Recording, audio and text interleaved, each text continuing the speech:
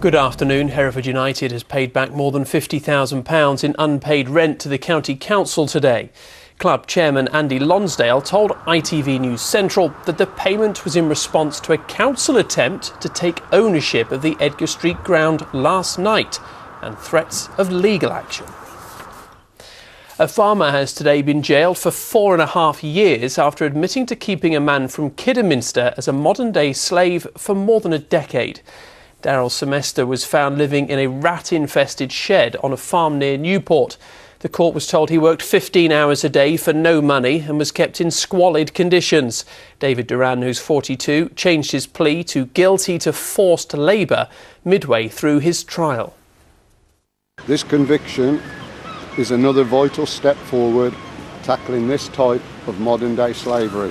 What our son Daryl went through for 13 years was appalling and caused a lot of damage and harm. Thankfully, since returning home, he continues to recover both mentally and physically. Coventry will be the first city in the UK to stage motor racing events on its public roads since the 1980s, after the City Council approved the plans. Next year, the Ring Road will turn into a racetrack for the MotoFest 2015 time trial event. The road will be closed to the public and specially adapted for the races, which will begin in May. So we've partnered with the BARC, which is Britain's premier racing club, and they run 30 race series in the UK, and they're going to be bringing some of each of their race series. So that's everything from British touring cars right through to British Formula 3, perhaps some racing trucks, and all sorts of other amateur motorsport as well. And we're going to be holding competitive time trial events around the Ring Road. And they'll be going faster than that, I assume. A former factory which produced coffins for the likes of Winston Churchill and the Queen Mother is set to open as a Birmingham tourist attraction. The Grade 2 star listed Coffin Works, run by the Newman brothers, will open its doors to the public next week. The factory shut down in 1999 after more than 100 years, but is now being reopened thanks to a £2 million restoration project. That'll be fascinating, that, won't it? Right, let's take a look at the weather forecast. Here's Lucy Verasamy.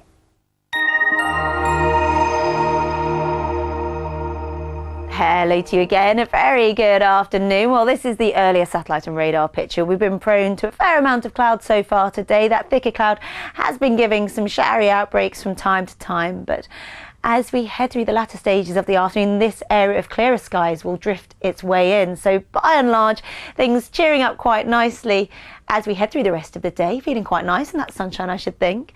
Temperatures hovering around 15 or 16 degrees, not bad for the time of year, but that breeze will take the edge from the temperatures as the day wears on. Through this evening and tonight, well, some mist patches forming to mean a gloomy grey start in places, but nowhere near as chilly as it could be this time of year. No problems with any frost or dense patches of fog. And by and large, a fine start into the weekend. Some lovely sunshine into tomorrow. I'll see you again soon. Have a good day.